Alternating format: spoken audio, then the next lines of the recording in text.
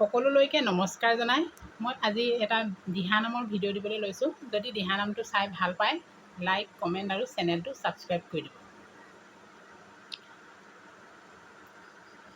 কৃষ্ণই বাহিব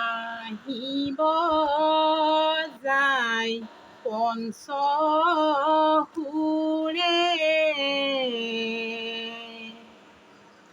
গোপী হবে কাণ পাতে ঘনে ঘনে,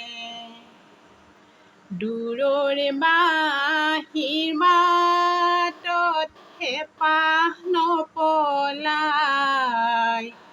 বাঁহীৰ মাতত গোপী বৃন্দাবনে যায়, বাঁহীৰ মাতত গোপী বৃন্দাবনে যায়।